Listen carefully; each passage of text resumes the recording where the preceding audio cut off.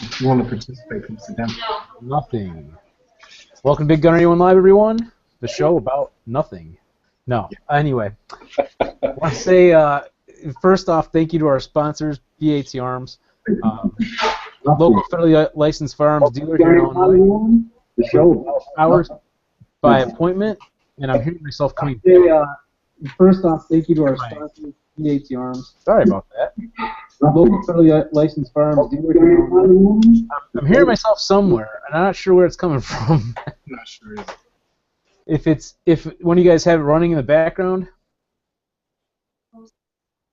Okay, it's gone now. Sorry about that. We'll start over. I want to say thanks to BAT Arms, our friendly local firearms dealer here in Illinois, Plano, Illinois.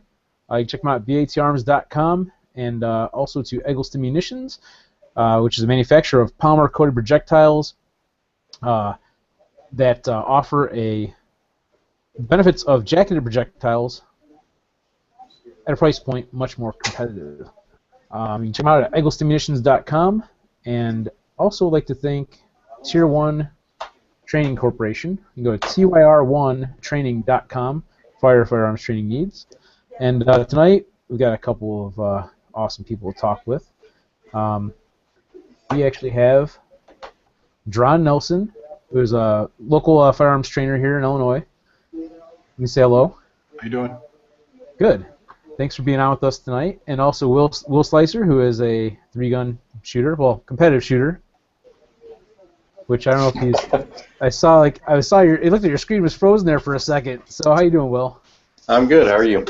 Not too bad. Sorry about the whole jumbled up intro there. I don't know what happened. Something was playing in the background. I couldn't tell where it was coming from, and I hear myself coming back into the audio, and it was all messed up and everything. But it happens. So anyway, tonight I guess we'll be talking a little bit about firearms training and a little bit about the competitive side of things. So like the tactical versus competitive, I guess, and how they kind of work together and so forth. So we're going to start out with Jeron. And Jeron, tell us a little bit about what you do in your company. Well, I'm a co-owner with my wife, Tina Marie Nelson, for Illinois Civilian Defense Incorporated. What we do is we try to train in civilians on how to attain their concealed carry licenses. We also do situational awareness training, empty hand combat, so we utilize some of the other local small businesses that deal with physical fitness and self-defense. So one of my partners, partners would be Spitfire Krav Maga. A young lady by the name of Rhea runs that company out of Naperville. And on the physical fitness side, we work with Beyond Measure Training, which is also out of Naperville. And they've been my trainer, my physical trainer, for the past year. I've lost like 20 pounds, probably been the strongest I've ever been in my life in the past year. So it's really been working out for me. That's pretty cool. Yeah, so we got started with this about a year and a half ago, just trying to get in. When my wife and I took our concealed carry licenses, we realized a lot of things that were happening around us in the class, and what we found is that it really lacked some integrity. We had a class of like 30 people. We had 2 instructors. They went in and did their whole 16-hour thing, and there were some people in the class that should not have gotten their licenses, but because they paid for it, they got they went on and got it. And so what we're trying to bring is a little more integrity to the training aspect of it, really push the extended training, so afterwards, you have to train how you carry as far as I'm concerned. So we try to do things a little bit more in-depth and try to get people really educated on how to carry properly and safely. And I think that's a great point that you bring up the extended training, the after part of it, not just this is the bare minimum of what I need to do to carry a concealed firearm, but the extra aspects of it. I guess some of it's kind of like the tactics of it in a sense. Yeah, so I guess you would call it tactics, but it's the difference between doing the 16-hour course, going out and buying a Glock, getting a holster, putting it on your hip, and thinking that you're okay. You have to practice. And one of the things that I haven't seen in many concealed carry classes is teaching people how to draw from concealment. Right. You know, we live in Illinois. We've got all 4 seasons. The clothes that you wear changes. How you carry should change along with that.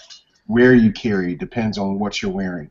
How to draw from those different positions makes a big difference as far as speed and accuracy and efficiency. So if you don't practice those things and you don't have your instructor giving you the education of knowing that these are different scenarios that you will come across, I think the instructor is doing a disservice to someone that's, you know, truly trying to protect themselves. Right, and I understand exactly what you're saying. Like when I took my concealed carry class, you know, there was not really much covered on the drawing from concealment. More or less, like, you know, they talk a little bit about it and stuff, but it wasn't like you don't get to actually practice it. Exactly. Which can be hard because everybody's going to be carrying a different firearm and different holsters and all those different things, and unless you have everything you need with you in the class, that makes it a little more difficult too. That's true, but you know, we try to be as hands-on as possible. I mean, I think you know as well as I know, 16 hours is a long time to fill. You know, Yeah. you can only really talk about, you know, Illinois law so much, and I think that a lot of people end up telling a lot of stories. Yes. Instead of utilizing that time and being efficient. So what we do is we utilize the SIRT pistols. We've got holsters and the whole nine for up to a group of 10, where we could actually go through hands-on, bringing different forms of clothing, you know, drawing from concealment, you know, from different positions, drawing from concealment from your vehicle, you know. So there's just a lot of different things that we try to keep our classes really small, so we can really give people personal attention and figure out what their use for this firearm is. Well, 2 things I was going to ask you. Well, one is, for those who don't know what a SIRT gun is, go ahead and explain basically what that is. I mean, I know, but... Yeah, so a SIRT gun is a simulated infrared pistol with no live ammunition, no types of things. I actually have one here if you want to... Cool, yeah, show it. I can kind of show you here. And it's pink or is it red? Absolutely. So just a red pistol, a metal slide that doesn't move. You have the the magazine that is weighted, so it kind of gives you the feel of being able to load and unload your firearm. The trigger press doesn't have any recoil, of course, but it does show you a nice little laser that shoots once you pull the trigger. You know, so it's just a good, really hands-on, you know, tool to use in the classes. And I find that a lot of people who don't have firearms coming into concealed carry, it gives them an opportunity to do things like really learn how to grip a firearm. You know, right. And that's basically patterned after a Glock too, for those who may not. Correct. Yeah, this is a Glock 19 replica. So. Okay. I know that I think there's only a couple of options. I think there's like maybe one other one, isn't there, for like a SIG? Yeah, there's only SIG something. Pretty limited. But it's still, nonetheless, it's a nice training tool to have. I mean, just to work with. And then the other question I was going to ask you is, you said about smaller class sizes. What is your average class size, roughly? My average class size right now is 3 people, which is perfect. That's that's like an intimate group, yeah, where you can get to know everybody and get to practice really well. Exactly. So not be like one of the people like that could be a wallflower in the class or whatever. Answer the question or ask the questions they should ask, you know. Right, but not only that. You know, it really gets everyone involved. You know, it is a class that you can't hide in. Yeah. You know, so it really keeps everyone involved in the class. Everybody's hands-on. Everybody's asking questions and doing things, and you know, there's just a lot of, you know, a lot of role play, a lot of just self-awareness, self-defense, firearm safety, and education going on in our classes. So. And I'm looking to see if there's any comments. None yet. But by the way, Will, I know you're sitting there quiet. If you have any questions or anything you think that you want to ask Jeron, go ahead and jump in. There's no problem with you doing that. Will do. Okay. So the other thing is, so besides the concealed carry, what else how do your classes break down exactly? Like, what do you offer exactly? Like. So what we have been growing to offer outside of the concealed carry is, of course, just basic firearm education and safety classes. So we've done everything from doing a Girl Scout and Boy Scout troop firearm safety education clinic for our local troops in the area. We're working on getting more handicapped and disabled civilians to learn how to handle firearm safety. We've done a lot of different things just around in the area, just trying to get people, you know, less gun shy, I guess. Right. But yeah, it falls with also just the entire encompass of self-defense. You know, your firearm can't be your first and only option. So that's why we teamed up with Spitfire Krav Maga for you know, empty hand self-defense and combat. And then once we thought about all these things, we realized, well, you know, there are some people out there who just don't have the physical ability to fight for their life. You know, so that's where we got into Beyond Measure training and got them on board as well. So let me ask you a question too. Since you have your wife Tina Marie working with you, do you also offer like women-only classes or anything like that? Yes, we do. Awesome. That's a good thing. Mm-hmm. Because as you may know too, I'm a big supporter of getting women out and shooting, like whether it's competition or learning about, you know, concealed carry and so forth. Definitely. You know? Absolutely. Absolutely. I know Will's a big supporter of that too, because you even helped out with Ronald 83 gun. Yeah, that was a fantastic experience to go out there and work with, and just to see how massive the growth and, you know, female, not only competitors but also just, you know, females purchasing in the firearms industry and everything like that. And so it's been fantastic to be able to help out with that, and I think it's a great thing for the industry. Right on. So, Jeron, I was going to ask you too, like, so people want to find out about your classes and everything. What's the best way to do that? The best way to do it is go to our website at ILL. I'm going to pull it up for you guys to see it too right now. Yeah, you can go to ILLCD.com. Look through the website and see what we're all about. We got some funny videos that we try to put up there. My wife and I doing little challenges and stuff, just to show that, you know, we're just regular civilians who really take this kind of seriously. And that's what we were talking about before the show too, is that this, you know, being able to offer this show for people to watch. You know, I learned stuff from it because I'm still like somewhat new to firearms. I mean, I've been like shooting for like, I've been around guns for my whole life, but I haven't really shot a whole lot until the last few years. Correct. You know, back in like 2012, maybe a little bit earlier than that, is when I really started to get into it. So I'm able to ask questions that maybe people out there are wondering as well, and this is a good media for people to be able to get to know you as an instructor and kind of get a feel for you and see what you're like and everything before jumping into a class with someone that they have no idea about or having any apprehension to it. It might help break down some of that apprehension, I guess, is what I'm trying to say. Yeah, absolutely, absolutely. You know, my father keeps telling me that I got into this business right at the right time, you know, with all the things that are happening in our social atmosphere and things like that, you know, just trying to get people educated, get people trained properly. You know, I'm not saying that, you know, you're going to come and take my class and you're going to be a badass, you know, quick draw, knock 'em down shooter. Right. But you're definitely going to come away knowing more than what you knew when you walked in. You're going to be more confident in how you carry and be aware of all the ways and hang-ups that you could come across carrying every day. One thing I learned, you know, the day I got my license and everything, I put my gun on my hip, and I realized it's uncomfortable as hell to carry a gun on you all the time. Especially if you don't choose the right one, you know. You know what? And that's very true. I mean, I personally just picked up a Glock 19 myself because I had my SIG 226, and it's a full-size pistol. It's kind of hard to conceal it, and it's also a metal frame, so it's very heavy. Exactly. So it was my only option for a time being, and then I just picked up the Glock 19, like I said, and I'm still looking at holster options for that.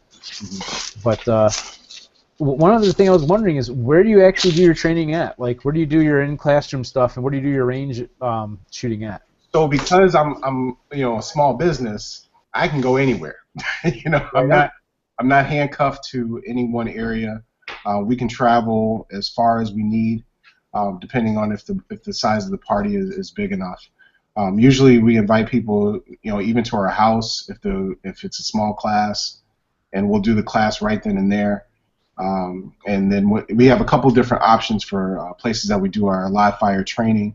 One, we use JR Shooting Sports just because it's the closest range to us. That's in Aurora, right? Correct. Okay. And, it's an indoor range, and then when we have the opportunity in a large enough class, we go out to Aurora Sportsman's Club. Okay. Yeah, which I'm a member out there as well. Too. Yeah, so am I. So. Cool. Right. And we still gotta get together and do some shooting too, by the way. Absolutely. Last year around this time, I did Eric Callis's class for AR-15 rifle shooting. Yeah. And it was like 30 degrees, like 15-mile-per-hour winds, a half a foot of snow, and we were out there for 8 hours, man. Believe it or not, I know the tactical rifle 1 and 2, Yes. and the tactical pistol 1 and 2. Exactly. I've been wanting to take those classes because I work with them, as you know, Right. with On Target Radio. I work with Dave Lombardo, our club president, and I signed up for, I think, the tactical rifle 1 and 2 twice. The first time I overslept. The next time I think I was sick or something. Okay. And I was like, damn, I wanted to get to go to it because Eric's a nice guy too to work with. Yeah, definitely take the rifle class. That was a lot of fun. Right on. And then I think after you take both of those, they also offer a tactical rifle, tactical rifle pistol employment or something like that. It's called. Yeah. I forget the name of it. I'm messing it up probably, but like a transitional class. Yes, to work between the two. Which the only thing I've done as far as a tactical type shooting aspect is concerned, besides taking concealed carry classes, is doing our tactical 2-gun, which I only took the intro to that, the intro part of it. It's more like a skills and drills type thing. It's more of like not so much a class. I mean, there's some people that'll kind of help you and give you instruction, but it's more like, here, practice doing this, or whatever. It just like gives you like either a stage to work through, or like the intro is all I've done, and that was kind of like doing mag changes and malfunctions and transitioning between your pistol and your rifle and that kind of stuff. Mm-hmm. And that was a lot of fun. But I would like to actually take an actual class at some point too, just because it's fun to do and it's good to learn skills. Absolutely. Absolutely. So yeah, so they want to check you out. They can go to your website. Your contact information's all on there at IllinoisCivilianDefense.com. Yep, you can always call me, and that number is a direct line. It's to my cell phone. I answer it all the time. We're also on Facebook. We're also on Instagram. So we try to be a little bit everywhere. Good. I'll have to go through all those and add those because believe it or not, I haven't done that yet. Oh no, take your time. Absolutely. But I appreciate it. I'll add that and I'll share that as well too when I post up the link for the video and everything later on or whatever.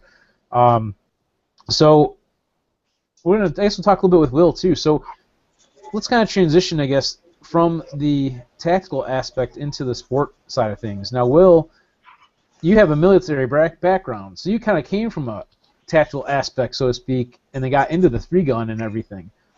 And as far as I know, you only shoot 3-gun, or you shoot other stuff too, like USPSA or anything? Yeah, I shoot USPSA as well. I mostly shoot USPSA to work on, pistol skills, getting better with that. But yeah, I come from a military background. I was airborne infantry stationed up at Fort Bragg, so tactical training, that was kind of one of our things. Had some buddies who were into 3-gun, and they kind of pulled me into it, and as soon as I started shooting it, I fell in love with it. Awesome. So, what are your takes? I'll ask you this first. Like, what are your takes on between like the tactical world and the 3-gun and competitive shooting? Like, what can you combine together when you do this? Like, and what do you think you shouldn't combine?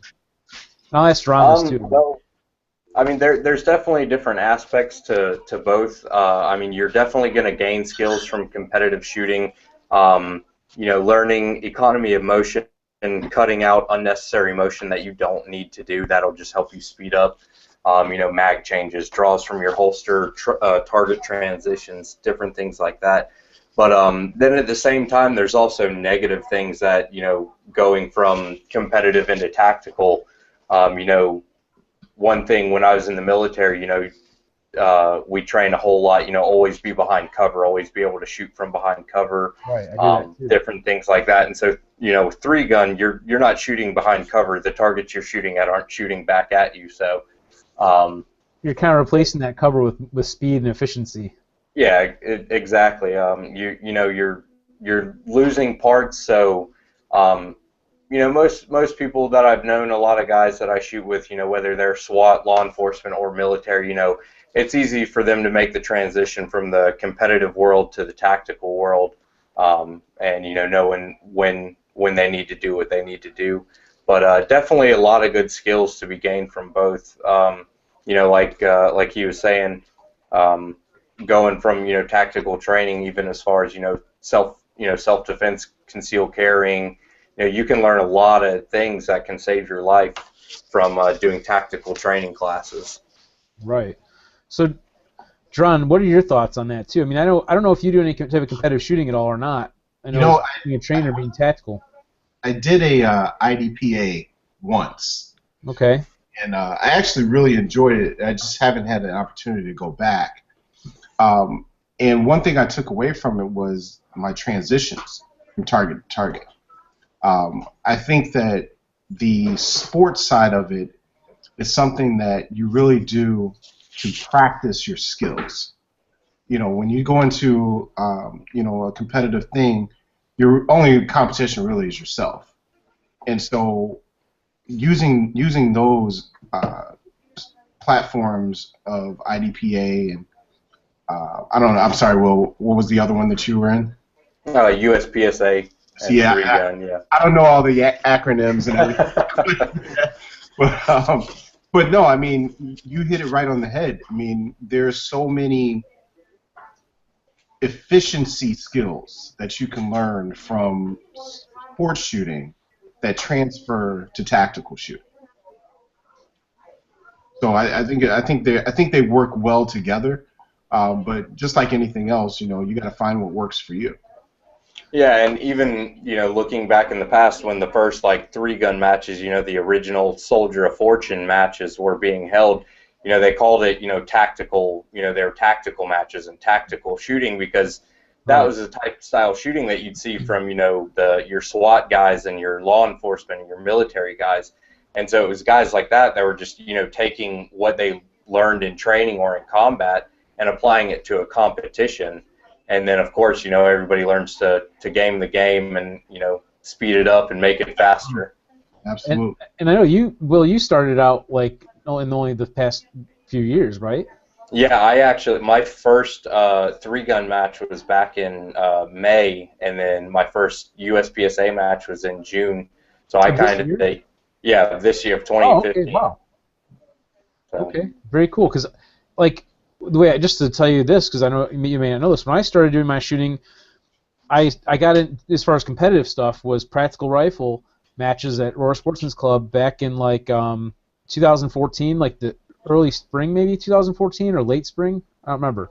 And I kept doing that every month, and then all of a sudden we were talking about doing three-gun, and I didn't even know what three-gun was. And I'm like, I knew it was shotgun rifle pistol, but I didn't know what it really was like. I kind of had a general idea. And then we did our first match in the end of the season of 2014 as a trial run to get it approved for the following year with our club. And then 2015 came. We had 4 matches planned. I became the sponsorship coordinator for our club for three-gun, and helped out with getting all the prizes and all the sponsorships and stuff in line, and did all those matches. And then just recently, as you know, I went out and shot with you in South Carolina, and was it last month or no? Yeah, last month. November. So yeah. Right. So last month. It seems like it's been 2 months, but it's only been just over a month. And since I came back, I shot 2 pistol matches. One that was a police practical combat match, which was a little boring, but it was okay. I mean, it was something to do. And then Monday night, or the following Monday night, because it was a Sunday, I went out and did a kind of like a USPSA style match, but it was like an outlaw match. They called it a combat match, but it was 2 stages indoors. For the amount of time we spent there, the 2 stages went by pretty fast, but it was a lot of fun. It was actually pretty decent for my skill level. But that's kind of my background as far as shooting too, to share that with you. Yeah, that's actually one thing that's becoming really popular. A lot of indoor ranges, we've got a store down the road that has an indoor range, and they'll do introduction to competitive shooting classes. I mean, they call it a class, but I mean, you go out there, you have fun. They kind of explain the rules, and I've noticed that that's really growing. These short introductory matches to kind of help the industry grow. That's a great thing, because we were talking about that recently. I don't know if it was after the last week's show or not. I think that's when it was. Me and a couple of people were talking about that, about for the new shooters getting out there, what's being offered for people to learn? I mean, I've heard of some 3-gun clinics and stuff like that that usually get put on before a match, but what's something that's like for the real basic beginner to get started into it, you know? Well, like 3-gun as a sport is just now really exploding, and it's really growing. So I expect a lot of classes like that to kind of rise. I've seen some, like I'm friends with a few firearms instructors, and they'll do classes, whether one-on-one or big type classes where they can go over and just kind of give you an impromptu match almost and explain, what you can expect from a match. And different websites are coming up now. There's a whole, there's a mess of YouTube videos that, instructional videos on how to get into it, gear you need, this, that, and the other. I was just watching one recently. Not to cut you off, I was gonna say, like, speaking of that, getting into it in the gear, because I know you're about to say that. Yeah. Another guy who just is starting out, I think, with the YouTube stuff, posted up a video from like, here's my experience. Here's some tips and ideas I learned from my first, my first match or whatever it was for 3-gun, and there's a lot of good tips in there. I'm still learning, as you know, and you're picking stuff up all the time. Like the last thing I remember off the top of my head that I can remember learning, I mean, I've learned a lot of things, but one thing that stuck out in my mind from that last match, I didn't really think of, chamber flags, right? Yeah. It sounds kind of funny, but Lisa Marie showed me, she's like, don't put your chamber flag in like this when your barrel's hot, it's going to get melted in there. So, like the one of the Tapco style that I have, you put it in sideways between the chamber and the bolt. I'm like, makes sense. I just didn't think of it, and I ironically should know better because I saw people do that and have one get stuck and it broke off in their barrel, and it's warm and it's melted in there now, and what do you do? Yep. So that was something, like the small stuff like that you learn, not even just the whole stages and everything. Like the USPSA, something else about learning. I think that USPSA matches where you're working with just your one firearm, right? For example, it kind of gives you that opportunity, at least from this last one I did, this is where I kind of picked up on, for me anyway, to kind of break down a stage a little easier than trying to break down how am I going to do it with my shotgun, how am I going to do it with my pistol, how am I going to do it with my rifle. Break it down by one firearm and kind of like separate it out that way in your head ahead of time, Yeah, I definitely agree. I went from 3-gun to USPSA, and so going from having 3 firearms with all this gear that you have to truck around to, okay, I have all my stuff in a bag this big, and I can literally walk from, from bay to bay to shoot these stages. It definitely made it a lot easier, and I was able to learn a lot. Like you were saying, learning, your target transitions, where in the stage you should reload, and it's very easy to learn that with one firearm than rather than jumping in head first into something with 3 guns. But exactly, that's what I'm saying too. It was kind of weird. It was almost like digressing, but yet in the digression, you're picking up stuff so much easier because you're simplifying it. Yeah. And like I've got a buddy right now who's really looking into getting into competitive shooting, and we're going to shoot his first match in January. It's a USPSA match, and I think USPSA matches are a great way to start to really get you get your feet wet with competitive shooting, just to kind of teach you what you can expect. And there's a lot more that goes into competitive shooting than a lot of people realize. As far as most people think, okay, you go out here and you just shoot a bunch of paper targets. They don't, they don't realize that the transitions, the reloads, the different body positions, shooting one-handed or off-handed, different things like that. So USPSA is a great tool to use for getting into competitive shooting. Like this stage that I was shooting here, I know I've talked about it before on here and everything, and for those who just haven't seen it, I'm just going to show a couple clips, but like through this thing, this is an indoor range. It's kind of dimly lit too, so it's and I guess the one I'm going to miss next month because I'm going to be down in SHOT Show is they're doing a low light shoot, which this is pretty low light to me anyway. But I guess they're going to turn the lights like almost off. In a sense. And people have like their tactical lights and stuff like that. But throughout this stage, you had to carry a bag with you. You could set it down when you shot, but you could either carry it the whole time or set it down and then pick it up. But this is just kind of like a sampling of what an indoor pistol match kind of looks like in a sense. It's a little different than being outdoors, but it's nice. Even from a tactical aspect, you get to kind of figure out how to maneuver around things while you're shooting at different targets. I mean, going to regular indoor range where you're just stuck in a booth shooting at a paper target that's not moving and you're not timed and you can't rapid fire and and all that kind of stuff, I'm not going to say it's pointless because it's still a good practice, but it limits the kind of things you can do. Yeah, definitely. And even, looking at competitive shooting, one big aspect that, a lot of people don't realize that can actually transfer over to the tactical world is that stress that you either put on yourself or, you feel from just you're shooting in front of people and it's a time stage. And, when they hit that little buzzer, something about it just makes your brain just shrink. So, that's another good aspect of looking at it, learning to shoot under stress. You have to learn the gross motor skills. Yeah. We try to do something around that same thing about dealing with stress. We do a physical fitness shooting training class. So it's like a cycle. So we do, we warm up, we stretch out the whole nine, and then there's a workout that goes through for an entire hour. At the end of every stage, there's also a shooting challenge that you have to do with the SIRT pistols on paper targets. Oh, cool. So you take that from, you're running around, you're jumping, your heart rate's up, you're sweating, your hands are wet, and all this and that and the other, and then you have got to focus, proper trigger squeeze, proper sight picture, sight alignment, the whole nine, and still put targets, shots on target while you're breathing heavily and things like that. So we try to simulate something similar to that. That messes you up too. Your breathing. I've noticed, It really like if you're exhaling and inhaling, your arms are going to be moving, and it can throw your shots off. And if you're not paying attention to that, and sometimes I don't, it can mess you up. Well, here's a question too. Speaking about the SIRT guns again, and you said doing it indoors. Do you have the system where you can actually record all the hits on it? I do. So I have the oh crap! Now I just forgot the name of it. I saw this on someone's video recently. I've heard about it, but never saw it until I caught this with like a laptop and a cam. Yeah, it's a program that goes on my laptop. It almost comes with the SIRT pistols. If you buy enough, they kind of send you a free copy, which is actually pretty cool. What does it just need? A webcam and a laptop, right? That's it? So you need the webcam, laptop, and then the program. And what it is you line up your camera to your targets, and it can take up to 9 separate targets at once.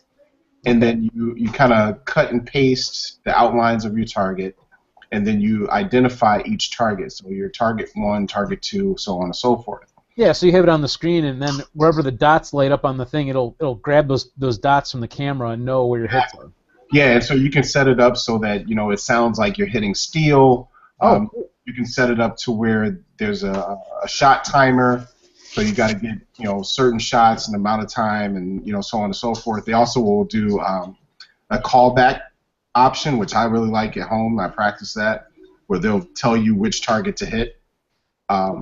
So that's pretty cool too. And then you can go back and really assess every shot that you took to make sure that you were doing things properly.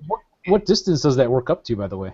I've tested it out to about 18 feet, and it's accurate. So 18 feet, that's not real far, actually, but... No. Okay. That's actually an awesome system. I think that'd be great even for, dry fire in your house. I'm not sure how expensive the system is to purchase, but that sounds like a great training tool. Yeah, that's what I use personally, when I really concentrate on training. I do it all from concealment. So I put on my regular stuff and throw on my SIRT pistol and hook up the program, and I just go through the system every single time. It works. I've noticed that I've gotten a lot more efficient. My movements are better. My target acquisitions are better.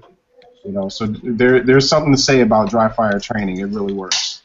Yeah, I mean, and I think that system actually gives you a better reference because, like, I know for me doing dry fire training, I'll dry fire train 5-6 days a week, then go to the range and confirm what I'm doing through dry fire to make sure I'm actually getting the times that I'm seeing during dry fire. But I think that gives you, a faster response to know whether or not what you're doing is correct or not. So that's fantastic. Yeah, instant feedback, and it's portable, and you can do it almost anywhere. I mean, I don't know how well it works out in the bright light somewhere, but with the laser dot. But that might hinder the distance you can do it at. But I guess 18 feet really isn't that bad. I mean, I gotta think about it. That's a pretty decent distance, really, for a pistol. It's a doable distance, especially for beginners. We look at it like this: your firearm should be an extension of you. So if you're pulling if you're pulling a firearm for your self-defense, you should be efficient and confident and comfortable with exactly everything that you're about to do. Definitely. Yeah, I'm right. sorry, I didn't hear you. Oh, I was just agreeing with you. So I mean, I'm not a competitive shooter, so you'd probably shoot me under the table. But it's something that I would really like to get into. I just haven't had the opportunity between work and family and everything. So you gotta come out and do a 3-gun event. Just one day, you got 4 of them. That's an investment of time right there, man. I know, it's an all-day thing. Yeah. Plus the gear and everything else, and the ammo and all that. Well, one of the good things is, I mean, even if you don't have the basic firearms, you can always go out to a match, or if you've got a buddy who's shooting, you can use his gear. A lot of times I've seen if somebody's gear breaks or if they forgot something at home, just somebody's like, hey, use mine. It's not a big deal. So. Well, that happened. In fact, I've seen that many times. Well, for example, one of the matches this past summer we had at ASC for 3-gun. 2 guys in my squad. One of them actually was Barry from BAT Arms. That same shotgun I was running, the FNH SLP comp. He misassembled something in it like the night before, so he didn't realize what he did, and I don't know what it was. Something with the extractor or a spring or something. I don't remember. And it wouldn't load or something. So one of the other guys was like, here, just use my shotgun. To both of the 2 guys that had issues. It's not a big deal. And then loaning equipment, like Barry also lent me that shotgun so that I wouldn't have to be in unlimited, although I didn't get to correct my scoring, so I was still in unlimited, but it didn't matter because I didn't do that great anyway. So, but it was fun. Nonetheless, I really enjoyed it. So, yeah, even that, I had, he lent me that, so I wouldn't be in that class, and in fact, people are really generous in this sport when it comes to equipment and things, and I don't know if I told you this story or not, Will, but I've told other people before. When I first was going to South Carolina, I was telling a friend of mine who actually lent me his MagnetoSpeed V3 chronograph to do a review on a few months back, and he never needed it back, and I was trying to get a hold of him, and I finally got a hold of him to get it back to him, and anyway, he goes, yeah, you need anything for that trip? He's like, you need anything, like, any equipment or anything I could help you with? And I'm like, well, at that time, I didn't have my optic yet. So, like, the Vortex Strike Eagle, like, you just got one, I know, too.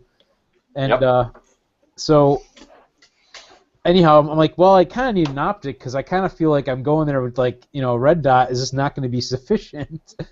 And so he's like, well, I got like 4 of them to choose from. I've got my Swarovski if you want to take that. But he's like, just take the whole rifle, $7,000 rifle that I built. And I'm like, well, I don't know if I want to be responsible for the $7,000 rifle. He's like, well, I'll just take it. And I'm like, I go, well, what kind of ammo do I have to have for it? Because I'm sure you got it zeroed in for some particular ammo. And he's like, such and such ammo. He's like, but just come over to my house and we'll load up a bunch of rounds of reloads for it that also it's zeroed for also. I'm like, okay, I appreciate that. And I'm like thinking about it. I post up on my Facebook. I go, man, I cannot believe the generosity of my friends and people in this sport that you want to just give me a $7,000 rifle to borrow for a trip out of state. And then my dealer friend, Barry from BAT Arms and our sponsor, he sends me a message right away. And he goes, hey, why don't you take my Noveski team rifle with the Swarovski on it? Why don't you bring that with you? He goes, why don't you take the FNH SLP comp? He goes, in pistol, he goes, I know you got all this stuff for your 226. I've got a 226, remember the stainless Elite that you saw on my table, and it's been sent out to Sig's Custom Shop, and it's super silky smooth and everything. He's like, just take that with, we'll take the grips off because they're wood grips and everything that are real expensive. And I'm like, nah, I don't need all of that. I got all my gear. I just was looking for an optic. And so he's like, we'll take my shotgun at least because you don't have to run an unlimited. You can practice loading shot shells. I'll give you all the carriers and everything. I'm like, all right, let me think about it. So I went over to his house because I had a bunch of brass to trim. I had like 1,500 pieces of brass. Like I posted up today. I know you liked the post. And by the way, Ryan's here with us too. He just jumped in. Hey, Ryan. Ryan Wiggins. Jeff. So anyhow, I go to his house to trim all that brass, and we're hanging out there, and he's like, I'm like, all right, I'll take the shotgun with me because I know you want me to take it, and I'm glad I did. I got to practice that awesome skill of reloading shot shells. I didn't do too bad, but the issue I had was a lot of times flipping around the shotgun and putting my hand on the barrel and stuff, and just being awkward with that. But I didn't really drop many shells grabbing them, which is cool. Yeah, shotgun reloading can make or break a stage. Yes, I started picking that up a little bit and getting a little bit faster with it, but still, I need a lot more practice nonetheless. So, in fact, I might be running that shotgun too again in February when we go out to the the Three Nations Southeast Regional. Yeah. I know Ryan's gonna be there. Ryan likes to party, so that's what he tells me anyway. So we'll find out. So. That makes me happy. It does make me happy too that I'm gonna get to hang out with you down there. And Toby's gonna be there. Obviously, I'm riding with Toby. So, yeah. Back to my thing about the shotgun. So yeah, as I'm leaving, he still wanted to give me all the rifle and the pistol and everything. I'm like, nah, let me just take the shotgun. The generosity is awesome, and even then too, above and beyond him, Christy Connor Tate or Christy Tate. Yeah. That we shot with her. She was on our squad. She saw me post the post about my friend brought me a rifle, and she's like, hey, you don't even need to bring anything. She's like, I've got extra this and this and this. She's like, if you need to borrow it, it's fine. And I'm like, no, I was just looking for an optic to borrow. That's all, And but it was very nice of her, and she did borrow me her shot shell carrier too. A pinwheel. I think it was a Carbon Arms, maybe pinwheel. If I'm saying that right, or am I messing that all up? I don't know. Yeah, but yeah, I think the generosity in the sport. I mean, you got guys and girls. We're going out here. We're shooting targets. We're having fun. I've never done anything else that I've had this much fun with. So, the generosity is really helping the sport grow. Everybody, you don't really see that guy who's going to sit there and fight the RO or this or that, and everybody's out there to have a good time. So. That's a really important thing. You can always count on even people you've never met before. There's always going to be somebody who will help you out. Yeah, absolutely. And by the way, when you said guys, I use that blanket term too. And when I say guys, I mean people. I don't mean men or women. I just yeah. I don't want to offend anybody out there because I do have a lot of love for the women in the sport, as you know. So that's just kind of how it goes. So. Yeah, very excited about Florida though. That's going to be awesome. And I know you're also going to be ROing one of the stages too down there. So that's cool. We'll be down there. We'll be hanging out with you and Ryan and Toby, and I think Lisa Marie will be there. And yeah, I'll be down there from Thursday to Monday. So anytime you want to hang out, just let me know. I think we're leaving Thursday because I'm taking classes again this next semester, and I signed up my class that I have to be at is on Wednesday. And then after that, I think we're leaving Thursday and then coming back Monday. But it's going to take a long time to get there. I don't know how many hours from Indiana to Florida where we're at. I know. It's a good drive from me in South Carolina, so I can't even imagine for you. It's like a good drive from way me down there. What's that? It's way down there in Florida. Yeah, it's like below the Central or something in Florida or whatever. I checked that out and saw that. I was looking at the drive from there to the Keys. Maybe take a day or two extra. Awesome. So And also we got before that though, Ryan. I'll probably see you at SHOT Show, right?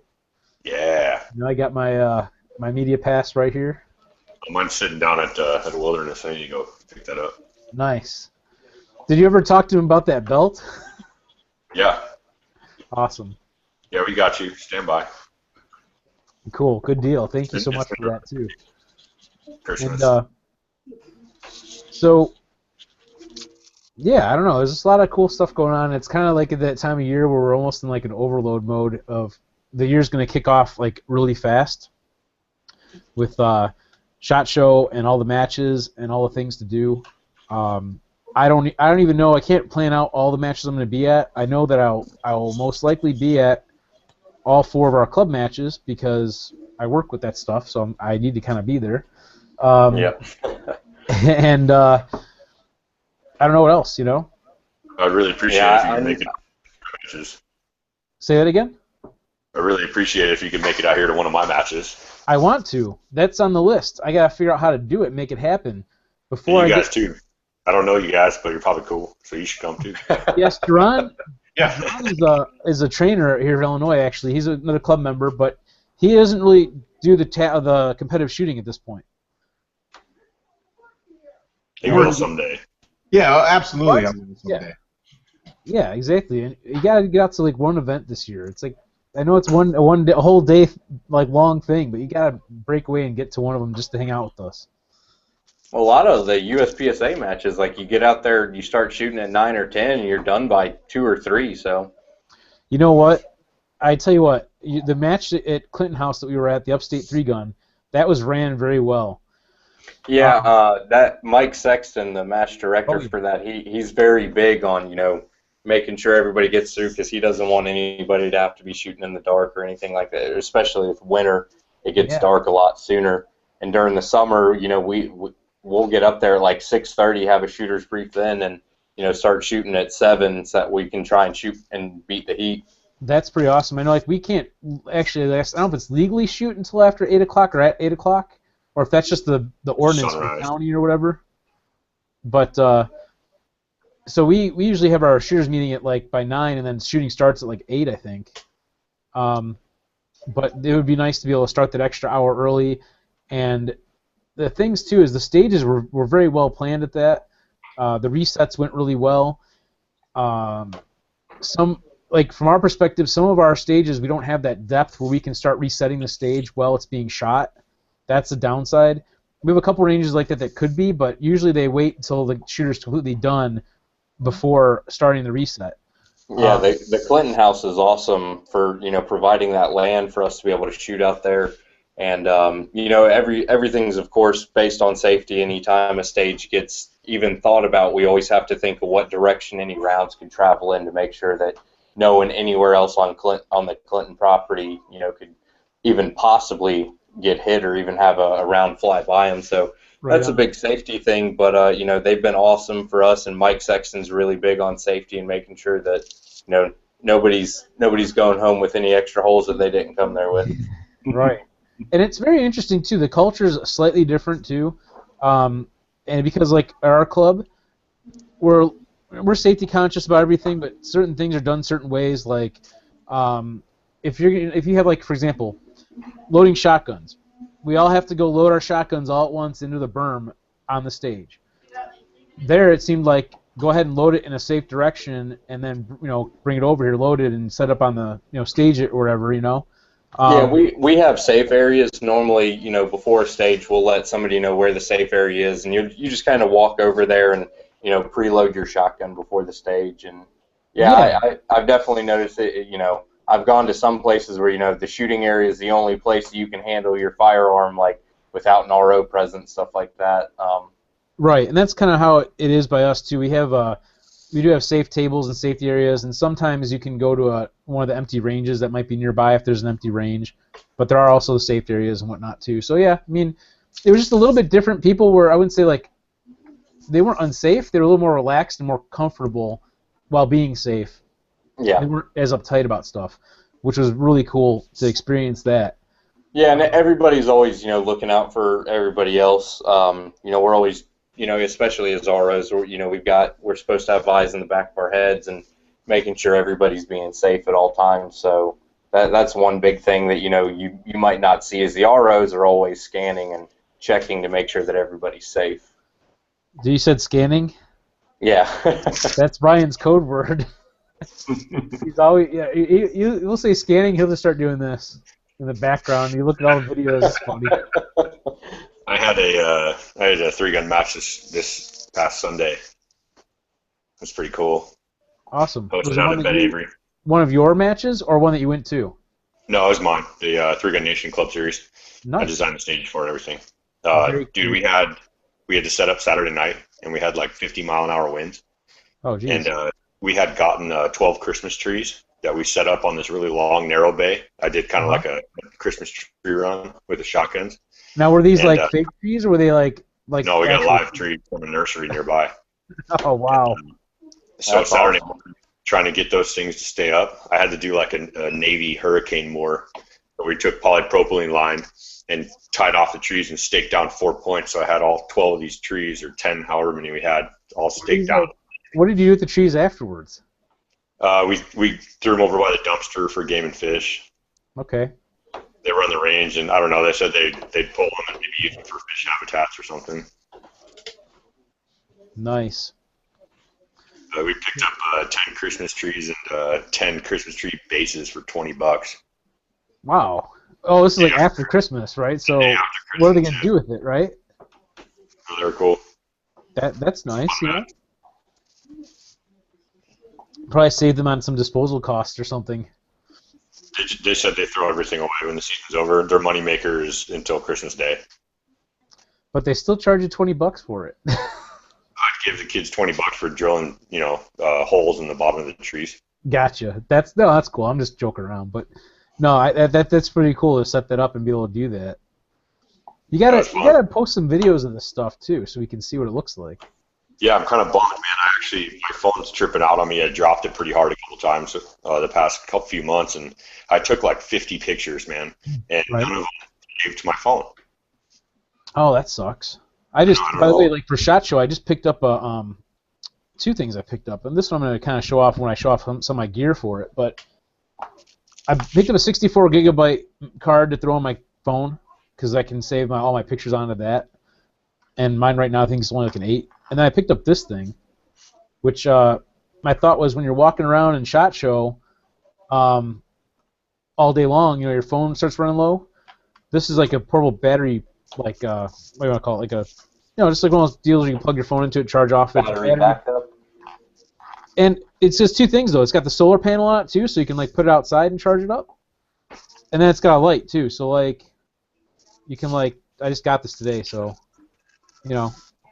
Nice. So it's just kind of a cool little gizmo to add to my little arsenal of tools for keeping my phone going and my recording, like for pictures and stuff. But that's not my main source for video work anyway. It's a way to take pictures, and it's not very big, and it's light and all that kind of stuff. But ironically, not to get off on too much on a subtopic, a lot of people now are doing are actually taking with like iPhones and stuff like that and using that for their video production work because they're light and small and easy to move around with. So, most of my videos are done on a cell phone. Right, and that's what I usually would do too at the club. And then when I do my stuff before, I have someone film me, but also I have the not a GoPro, but I have that Contour HD cam, which this might be an idea too for Jeron as a trainer too, is using video as a way to help pick out things that you might be not doing the way you should be in a sense. People aren't always aware of how they're doing something until they see themselves.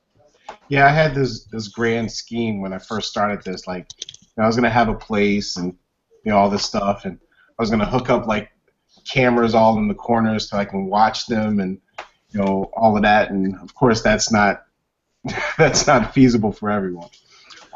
No, but as far as video goes, I use iView camera glasses for myself. Oh, there you go. My wife bought them for me after I completed my first class as an instructor, and I've used them on the range a couple of times. They're really nice. I like them. Very cool. Yeah, like I said, I use the Contour HD. I mounted on my headgear, except the one downside with it, unlike the glasses, which would be very beneficial too, but they're a lot more expensive. Like the setup that I had bought, I picked one of these cams up recently for $38 with the waterproof enclosure for off eBay used. And it does 1080p and 30 frames a second, which is decent for shooting and everything. But yeah, the cost factor is less than the glasses, so that's why I use that. But it does get in the way of sometimes when you're getting when you go get your cheek weld and stuff on, you might knock it around on your stock or something because I put it on my right hand side when I shoot right-handed. So that's one drawback to it for me.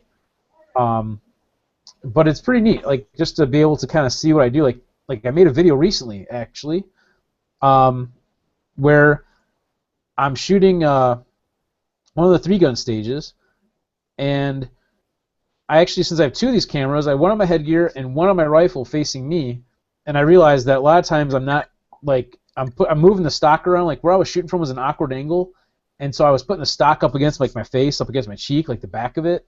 Just doing stupid stuff that I kind of knew I was doing at the time, but didn't really try to correct it because I was trying to get that shot and get that angle I wanted to get. And it's just interesting what you can learn from yourself, just being able to see yourself.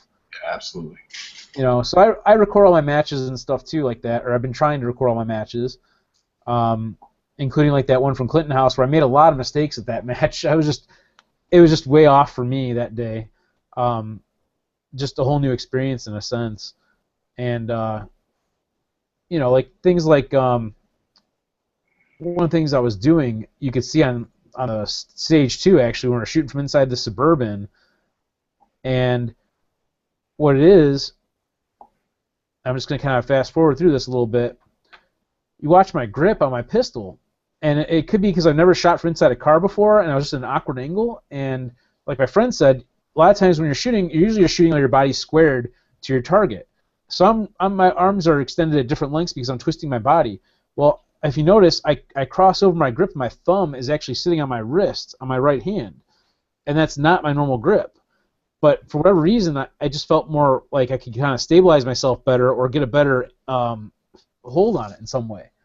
You just need to practice shooting out of vehicles more often. I should, and I want to. Trust me. And when that opportunity comes up, I'll be up for it anytime we can do it. Let me know if they ever do that at the club. I definitely want to do that. Well, we're trying to get a car, believe it or not, for the club to use for action shooting sports. Well, whether it's practical rifle or 3-gun or 2-gun or whatever, that's on the list of things that we want to get. Eric Callis is trying to get that, and David wants to get it for us. We got to get it. We got to figure out all the ins and outs of what's going to be required to get that done and where it's going to come from and get it approved, by the rest of the board members, I think. Right. But we've got a lot of cool things going on. Speaking of the club, we're going to be expanding at some point with they want to expand the backside of our range so that we can be able to allow more classes to be put on and allow it to do more action shooting sports stuff, like be able to grow our 3-gun program, so we don't have to have right now. It takes, like I was talking about this earlier with Will just now, how long it takes to get through some of the stages and things. We only have I think about 10 or 12, I think actually 12 shooters on each stage, and we have 6 stages usually.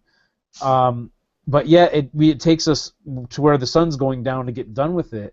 Part of that's our reset and so forth, but we'd like to be able to have more shooters. We like right now I think we have about 70 shooters roughly when you figure in all the people that are shooting on top of the ones that register to shoot, like all the people who are working the event.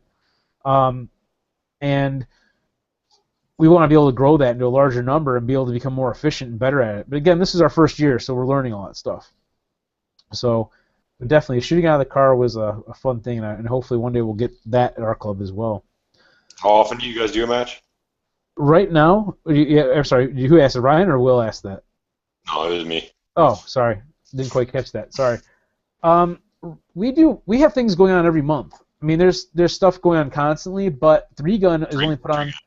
3-gun specifically, we only have 4 matches, just because we don't have the time available to do more than that, and we're still trying to get the people to volunteer to basically grow our 3-gun program. That's still a struggle right now.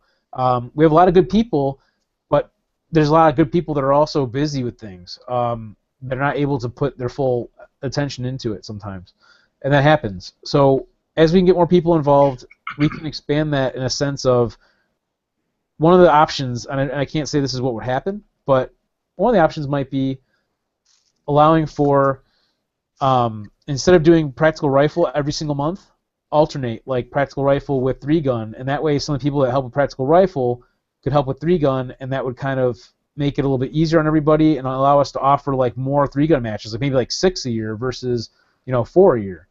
I don't know. There's a lot of talks on what we can do, and it depends on what direction that everybody wants to take it. Right now, practical rifle is really popular.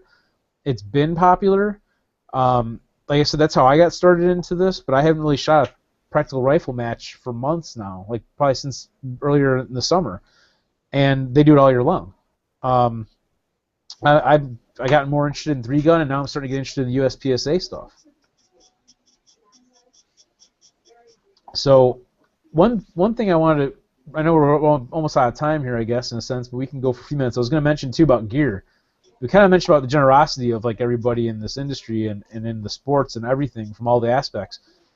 But for those that are out there that want to get started in action shooting sports, and maybe they don't have all the equipment they want to have, like you said, there's people out there that are willing to lend stuff, their own personal equipment, and sometimes the stuff that you have, you're able to run with. Like, when I first started, I said this before, I did this in 2014, end of the season. I didn't have a 12-gauge shotgun. I had a 20-gauge pump shotgun, an old turkey gun that's from 1950 years gun, right, that I had since I was 13 years old, and I don't hunt. And I had, actually, I think I was using my now ex-wife's Sig Sauer P226, which is kind of how I transitioned into it, I guess, in a sense. And I was running just my regular AR-15 that was set up with, regular style handguard. It wasn't anything special with a red dot on it, and that's it. Very simple setup. So people that are out there and they see all these fancy like optics and really nice shotguns and things, you might just want to take what you have off your shelf and go run it, whether it's a pump shotgun or not, just to get a feel. Yeah, and honestly, if you're going out there with, even just these basic firearms that you're shooting, whether it be a pump action shotgun or an AR-15 right off the shelf from a store, improving on your fundamentals using those firearms, when you get to the point where the new gear's coming in, all the high speed stuff like that, your fundamentals are in check at that point, so that's just going to help you when you get some of that nicer gear. Valid point too, because remember what happened with my optic? I zeroed it in at home like the week before. I was hoping to recheck it when I got down there. We couldn't make it to the range to do that. So I went with it, and on the first stage, I couldn't hit anything with it. And I'm like, what the heck? So I'm like, two options. I could borrow someone else's rifle, or I can pull my optic off and flip up my Magpul M-Bus iron sights. Yeah, I remember you shooting that stage on the dam with your iron sights. Yeah, that was a lot of fun nonetheless. I mean, the distance shots were a little challenging on that very last one. That was a dam, right? The one you're talking about, yeah. The road. Yeah, that was a challenge. I won't kid you there.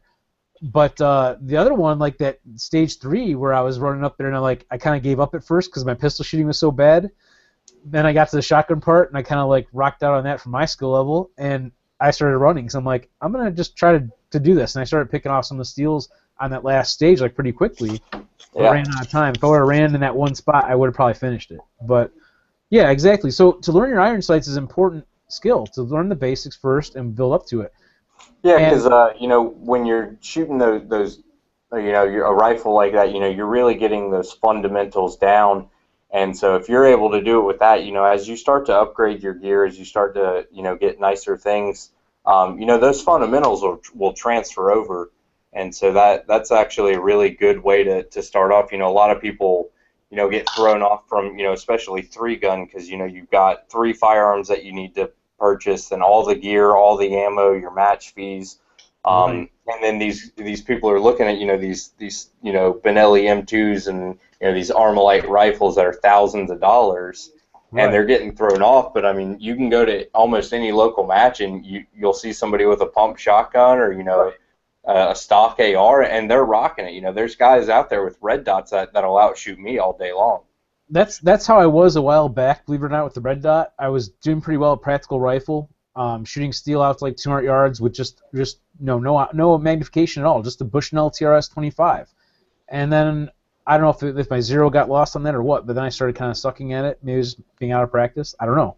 So to go back to the iron sights, I mean, at least I had some skill left of doing that from previously practicing. And in fact, I don't know what I'll ask this question in a second to Jeron too. So my Colt, I have a Colt LE6920, my first AR-15 that I bought. When I bought that, it's got the carry handle on it, iron sights, all that stuff. I was like, okay, I'm gonna try to change out the grip, maybe try to change out the stock, and I ended up putting everything back to the way it came from the factory, and I love it just the way it is. And I look at that as being a good defensive AR-15. There's no optics to break, no batteries to fail, and I'm relying just on my skill level with it. So, Jeron, here's my question for you.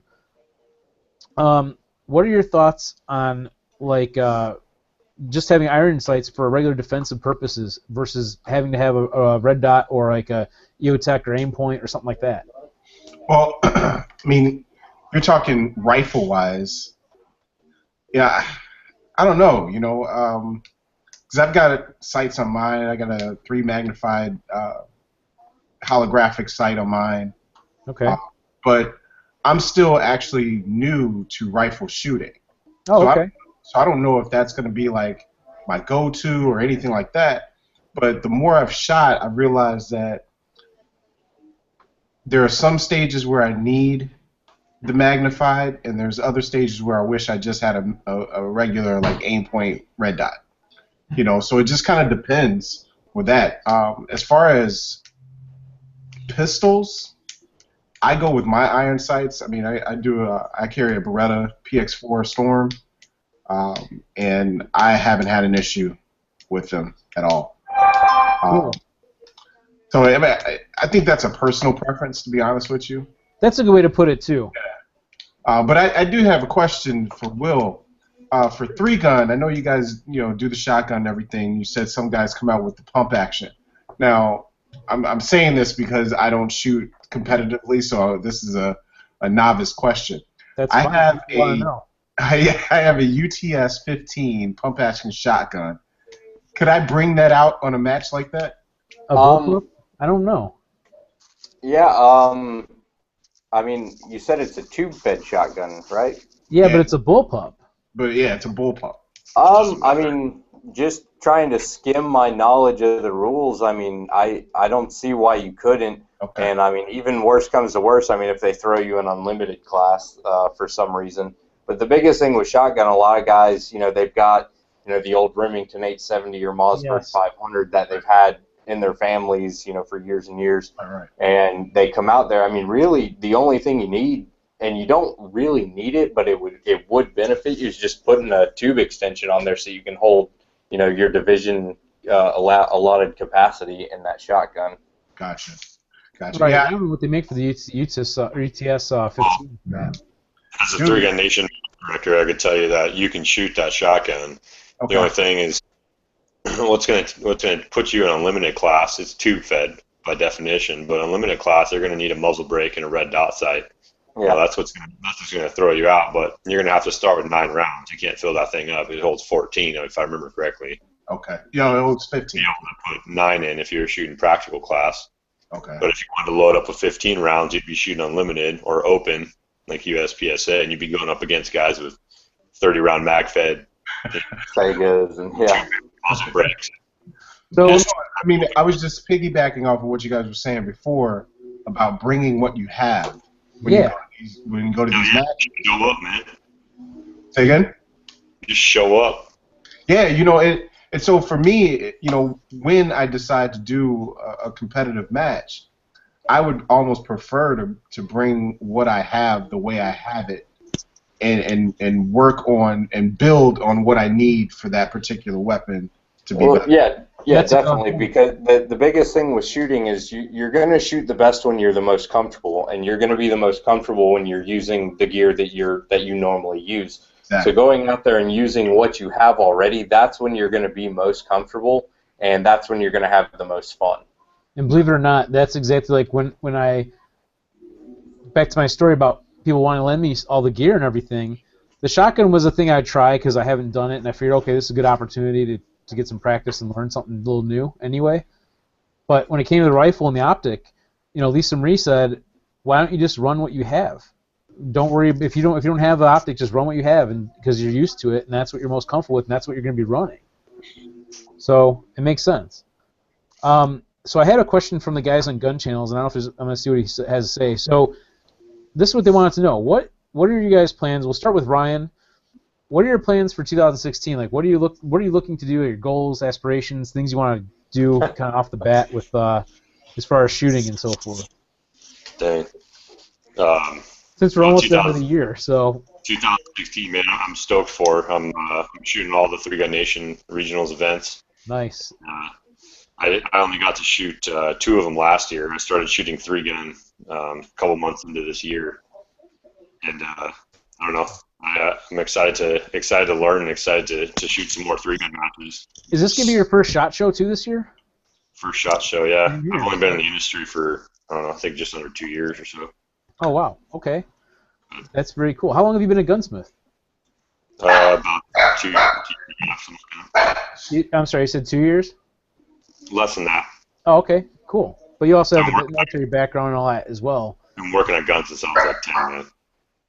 Got you. So, Jeron, what is your goals and aspirations for 2016? Well, personally, I just really want to be a better, well-rounded shooter. I need to get out to the range a lot more than I have over this past year. It's been really kind of hectic just with work and all that kind of stuff, but just get out to the range more and learn more. The last time I was really out at the range was our zombie shoot. Yep, that's where I saw you at too. Yeah, well, I went one other time after that, and that's when I noticed they put that the covered. Yeah, the cover range, the first one they started on, and then they did the fence too. Yeah, okay. I say I haven't been there for the fence, but so before when I first started at the club, I was there like every other week, and just work has kind of built up, and so I'm not able to get out there as often. Believe it or not, I didn't even get to shoot the zombie shoot. I had a pass to shoot it because I was helping out with stuff. Yeah. But I didn't do it. I just was like, forget it. But later on in the day.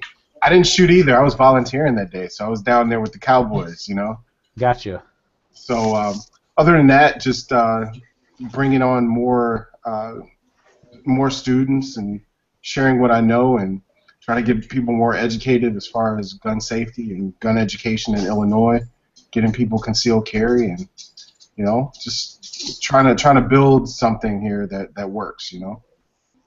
Very cool. So then, Will, what are your thoughts? 2016 is going to be pretty busy for me. I know it. I saw your list of all the matches. Yeah, I've got close to 20 matches scheduled right now for next year. Hopefully I'll be able to get to all of them, especially the majors. I'll be shooting the Three Gun Nation regionals down in Florida, Alabama, and of course here in South Carolina. Hopefully I'll be out at nationals in Virginia. Then the Tar Heel Challenge up in North Carolina. I'd like to get up north and shoot the three-man three-gun match. That one looks like a lot of fun. And then of course all the local matches around here. We've got Clinton House, of course. Then Sandhills just opened up a new. They're having three-gun matches now. So it's going to be really busy for me. Hopefully I can get out there, really prove myself and show that my training's not for nothing. Right, and you also just picked up a new sponsor this year, right? Yeah, CMC Triggers are my first sponsor. Awesome. I got the new jersey on, so. Yeah, yep. But yeah, I've been shooting with them since October now, so they're a great group. I love working with them. They've been a huge help, especially in my growth here. So I'm really happy with them, and not only that, I mean they're great people. They've got a great company. They're really all about quality and customer service and making sure that you're happy at the end of the day. Absolutely, that's good. It's always important to work with quality companies. Yeah, I agree. That's why, like with the sponsors that I have this year, I'm not going to cut you off. Is there anything else you want to add to before? No, that's it. Cool. Yeah, so lots of matches this year, new sponsors, awesome. Fortunately, we won't get to see you at SHOT Show. We were hoping, but hopefully next year I'll get to go and we'll get to see you there too. Yeah, hopefully I'll be there next year. For me, SHOT Show is a big deal. That's like I've never been to Vegas. That I'm looking forward to, meeting some people out there and just having fun, hanging out with Ryan for sure. Yeah. Which I'll tell you some things too about that as well. And then of course the Three Gun Nation regional in Florida, which I never would have thought I'd be signed up to go to, but I am, and I'm just gonna do it and jump in head first and see how it goes. There you go. Like Nike. What's that? It's like Nike. Just do it, man. Just do it, right? So I'm really happy with that, and hopefully, for 2016, I hope, and one of my goals is to maybe help inspire some other people out there. That's one of the things I kind of made, kind of centered this channel around in a sense. My first thoughts were to make some videos for different gear for big guys like myself, because there's not a lot. I mean, there's a lot of big guys, but there's not a lot of channels about gear for big guys. So that's where I started, and then I got into the shooting sports, and I go, you know what? I was a little nervous and apprehensive about doing this. I know there's other people that want to try this, but they haven't done it yet, and maybe are apprehensive like I was. Maybe if they see how it's okay to suck at shooting sometimes, they just go ahead and get out and do it, because, I mean, I had my good days and my bad days. Monday night was great. South Carolina, I kind of blew that match, but it didn't matter. I'm out having fun. I'm enjoying it. I'm learning stuff. I'm meeting new people. and I love it. So for those people that are out there that are like me, maybe you're overweight, maybe you just don't think you can do it or whatever, you know, there's a lot of people besides me too that are inspirations to me. Hunter Kale, he's a big inspiration. He doesn't have any hands, and he shoots a friggin' rifle and a pistol. Yeah, you know? and he's winning matches left and right. Yeah, no kidding. He's fast, super great attitude, nice kid. I like him a lot. And Julie Wasted too, who does 3-gun for, you know, basically for like a form of therapy for her brain surgery. If I'm summing that up right, she is a phenomenal woman, and she's only got one eye. Yeah, thank you. Bring that up too. Right, she only can see out of one eye, and she's out there doing this stuff. You know, so you can too. Basically, if you're out there watching, you're thinking about it. You know, try it. Get out, meet people. They'll help you figure out what kind of gear to use. One suggestion about that I'll throw out there too is don't jump in and buy all the most expensive gear off the bat, guessing at what you're gonna need.